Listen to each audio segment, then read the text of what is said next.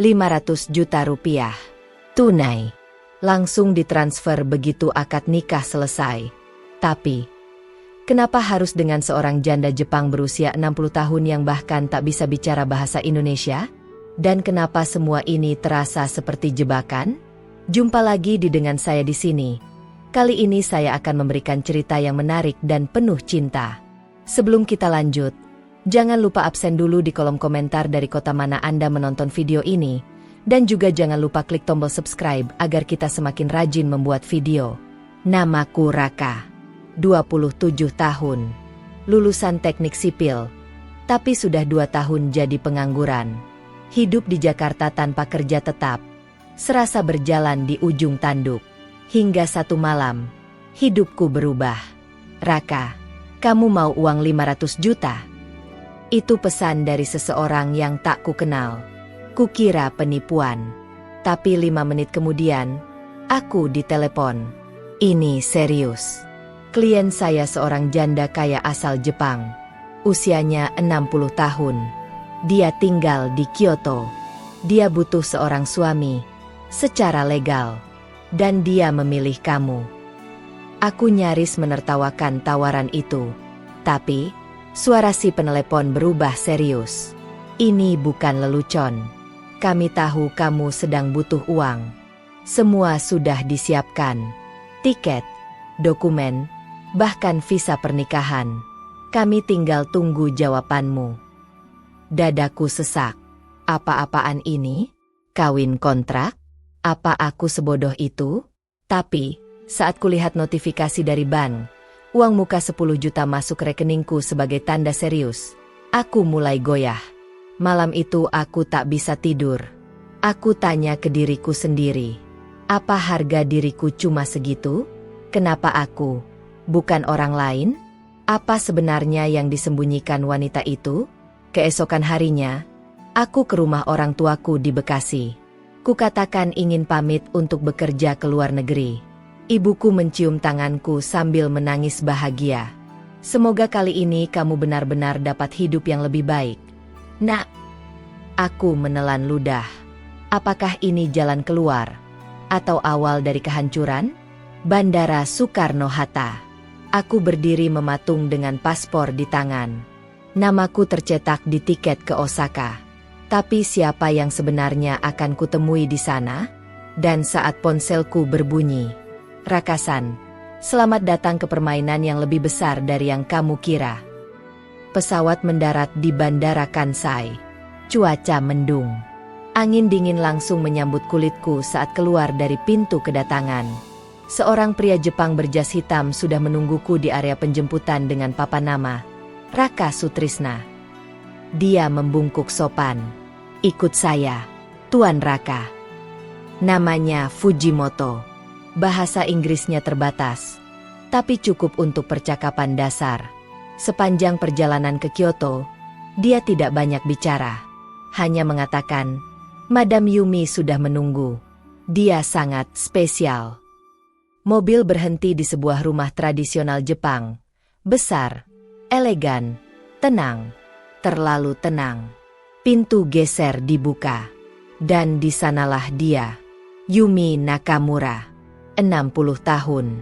Rambut perak disanggul rapi. Kimono ungu tua membalut tubuhnya. Tatapannya tajam namun dalam. Dia bangkit, berjalan pelan, dan berdiri di hadapanku. Kamu Raka. Bahasa Indonesianya terdengar aneh, tapi jelas. Ya, saya Raka. Jawabku kaku. Dia mengamatiku lama. Lalu berkata, kita menikah lusa. Hari ini kamu istirahat. Jangan banyak tanya dulu. Aku dibawa ke kamar tamu. Segalanya terasa terlalu rapi, terlalu dipersiapkan. Malam itu, aku tak bisa tidur. Kenapa aku? Apa yang sebenarnya dia butuhkan dariku? Apa ini hanya formalitas demi warisan atau visa? Paginya, aku mendengar suara Fujimoto dan Yumi bertengkar dengan bahasa Jepang yang cepat dan keras. Aku tak mengerti isinya. Tapi nada mereka tajam, penuh tekanan. Setelah itu, pintu kamarku digedor. Ikut saya, kata Fujimoto dengan nada tak sabar. Aku dibawa ke ruangan berisi meja makan panjang. Di ujung meja, duduk dua pria tua berbaju formal. Mereka menatapku dingin. Salah satu dari mereka berkata dengan aksen Jepang yang kaku, "Kami dari pengacara keluarga Nakamura. Kami perlu kamu tanda tangan kontrak sebelum menikah." Aku membaca cepat dokumen itu. Ada satu kalimat yang membuatku gemetar. Jika pernikahan ini dibatalkan dalam 6 bulan oleh pihak pria, maka pria tersebut wajib mengembalikan seluruh dana dan dikenai sanksi hukum di Jepang. Aku menoleh pada Fujimoto. Ini perjanjian perangkap. Kalau aku pergi, aku bisa dipenjara. Dia diam. Yumi berdiri dan mendekat. Kamu tak boleh mundur sekarang. Sudah terlalu jauh. Aku menatapnya. Kenapa saya? Kenapa bukan orang Jepang saja yang kamu nikahi? Yumi mendekat. Dengan nada dingin dia menjawab, "Karena orang Jepang tidak akan pernah bisa menyimpan rahasia sebesar ini." Tubuhku menegang. Rahasia sebesar ini? Apa maksudnya? Kenapa wanita tua yang baru kutemui bicara seolah aku sudah masuk ke dalam lingkaran sesuatu yang gelap? Yumi memalingkan wajah. Kita menikah bukan untuk cinta, Raka. Tapi kamu akan tinggal di sini, makan di meja yang sama, tidur di rumah ini. Dan suatu hari kamu akan tahu semuanya. Aku mencoba menahan emosi, tapi rasa marah dan takut mulai bergumul. Aku bukan boneka. Aku berhak tahu apa yang sedang kuhadapi. Suaraku bergetar. Yumi menoleh tajam. Lakukan saja apa yang harus dilakukan. Tugasmu hanya satu, menikahiku. Jalani 6 bulan ini. Setelah itu kamu bebas. Dengan uangmu dan hidupmu. Hari pernikahan datang. Sederhana. Tanpa keramaian. Hanya aku, Yumi, 2 saksi dari pihaknya, dan seorang pejabat lokal yang memimpin prosesi legalisasi pernikahan warga asing. Saat aku mengucapkan janji dalam bahasa Jepang terbata-bata, tanganku gemetar. Yumi tersenyum tipis, tapi matanya tetap dingin.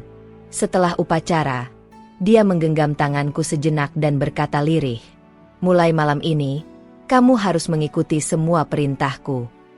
Malam pertama bukan seperti yang kupikirkan. Tak ada ranjang yang dibagi. Tak ada kedekatan. Sebaliknya, aku dipindahkan ke kamar yang terpisah dan dijaga. Ya, dijaga. Fujimoto duduk di depan pintuku malam itu. Aku menggedor pintu, marah, menuntut penjelasan. Kenapa aku dikurung seperti tahanan? Tak ada jawaban. Hanya suara ketikan dari ponselnya.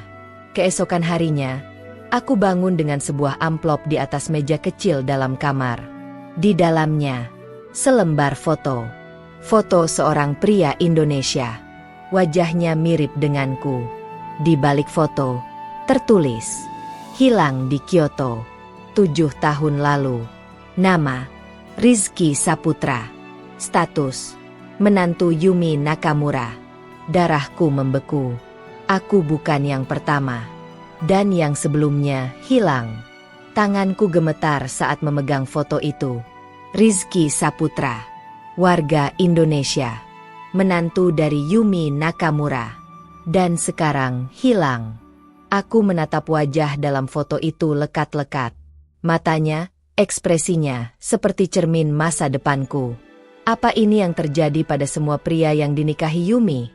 Bisikku lirih. Langkah cepat mendekat ke kamar. Aku buru-buru menyelipkan foto itu ke balik bantal. Fujimoto masuk. Wajahnya tegang. "Madam ingin bicara. Sekarang." Aku digiring menuju taman belakang. Yumi duduk di bangku kayu, memandang kolam koi sambil menyeduh teh. "Duduklah, suamiku," katanya tenang. Aku duduk dengan hati penuh curiga. "Kamu tidak bilang sebelumnya pernah menikah dengan orang Indonesia juga?" Dia menoleh perlahan. "Rizky, kamu tahu tentang dia ya?" "Dia hilang," sergahku. "Dan kamu menikahi aku sekarang. Untuk apa semua ini? Yumi menatapku tajam. Untuk pertama kalinya, nada suaranya melembut. Aku memang pernah menikahi Rizky. Dia datang dengan kondisi seperti kamu. Lapar akan uang, butuh hidup yang lebih baik. Tapi dia melanggar janji. Aku menelan ludah. Apa maksudmu? Yumi berdiri. Wajahnya kini serius, dingin, seperti samurai yang bersiap menebas. Kami punya aturan. Kau telah menandatangani kontrak. Jika kamu mencoba mencari tahu terlalu dalam, kamu akan mengulang nasib Rizky. Aku berdiri dengan marah. Jadi kamu akui dia lenyap karena kamu. Apa yang kamu lakukan padanya? Yumi melangkah mendekat. Hidung kami hampir bersentuhan. Tidak semua pernikahan berakhir di ranjang. Beberapa berakhir di ruang bawah tanah.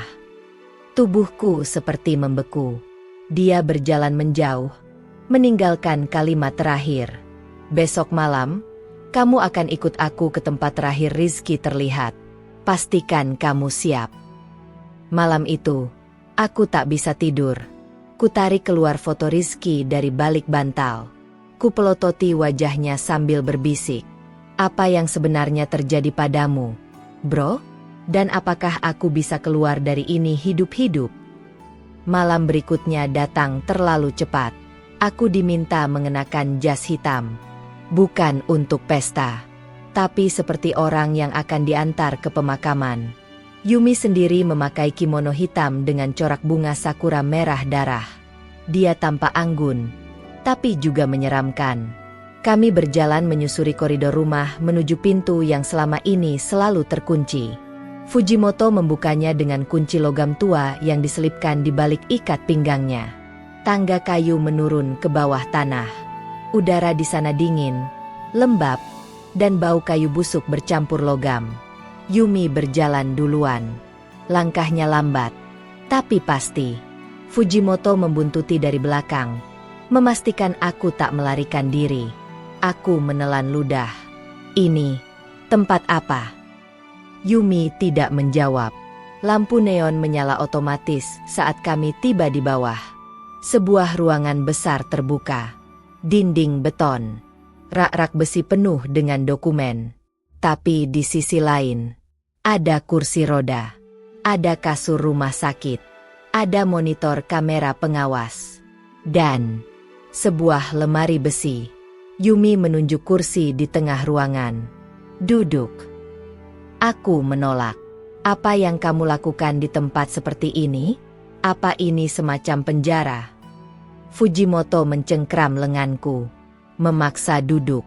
Yumi mendekat. Tangannya gemetar saat membuka lemari besi. Dari dalamnya, ia mengeluarkan satu benda. Rekaman video. Dia menyalakan pemutar tua di meja. Gambar buram muncul di layar. Rizky terikat di kursi yang sama seperti tempat aku duduk sekarang. Wajahnya penuh luka. Nafasnya berat. Suara dalam video. Rizky, kamu menjual data itu ke siapa? Kamu melanggar kesepakatan. Kamu tahu aturannya. Rizky menangis. Aku cuma ingin pulang. Aku teriak. Matikan itu. Yumi menoleh. Rizky menyelinap masuk ruang arsip dan mencuri dokumen perusahaan ayahku. Dia mengkhianati kami. Itulah balasannya. Aku berdiri. Aku tidak seperti dia. Aku tidak akan mengganggu rahasia kalian. Yumi menatapku dalam. Bagus. Tapi kamu harus membuktikannya.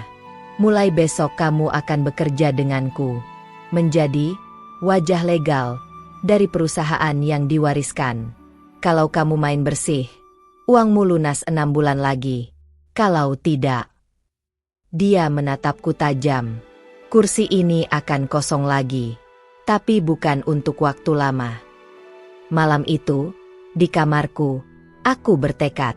Aku harus mencari tahu siapa sebenarnya Yumi. Dan kenapa perusahaannya butuh suami palsu dari Indonesia. Sebelum aku jadi seperti Rizky, atau lebih buruk, tak pernah ditemukan. Pagi harinya, aku dibawa ke sebuah gedung tua bergaya arsitektur barat di pusat Kyoto. Plakat di depannya bertuliskan, Nakamura Zaibatsu Seit 1872. Sebuah perusahaan warisan tua. Tapi tampaknya tidak aktif lagi di permukaan. Yumi berdiri di depan lift tua yang berderit saat dibuka. Kita tidak naik ke atas. Kita ke bawah. Basement lagi. Di bawah tanah, bukan kantor biasa, melainkan sebuah pusat operasi. Puluhan layar monitor, printer besar, dan meja-meja penuh dokumen dan catatan rahasia. Seperti markas intelijen, bukan kantor dagang. Yumi memperkenalkanku pada seorang pria bertubuh kecil dan berkacamata. Ini Profesor Goto. Dia akan melatihmu. Goto hanya mengangguk, lalu mulai membuka berkas-berkas. Kamu harus tanda tangani NDA dulu. Kalau melanggar, kamu bisa dipenjara, atau lebih buruk. Tanpa pilihan lain, aku tanda tangan. Selama 2 minggu ke depan, hidupku berubah drastis. Aku diajari cara membaca laporan keuangan lintas negara, memalsukan dokumen perjanjian legal, dan memahami celah hukum antar yurisdiksi Asia Tenggara. Apa semua ini? Tanyaku pada hari ke-10. Goto menjawab datar. Perusahaan ini dulunya konglomerasi besar. Sekarang tinggal cangkangnya. Tapi harta rahasia keluarga Nakamura disembunyikan dalam jaringan perusahaan fiktif di Asia. Dan kamu adalah nama baru yang kami gunakan untuk membersihkannya. Aku terdiam.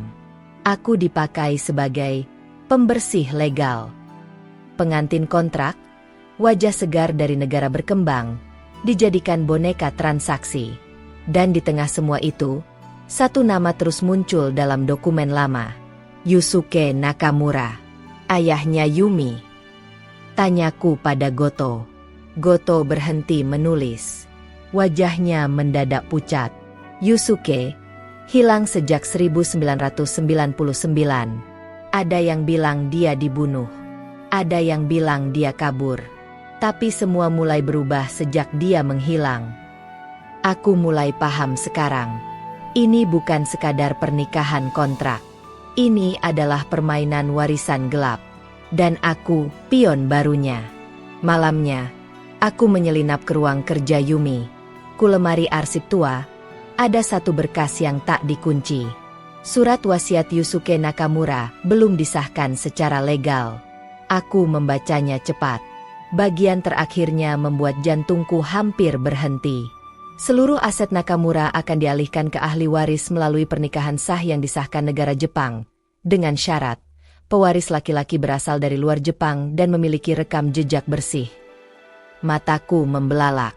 Aku bukan hanya suami pura-pura. Aku adalah kunci pewarisan. Aku mengunci diri di kamar. Tanganku gemetar menggenggam salinan surat wasiat itu. Jelas sekarang, aku dijadikan alat.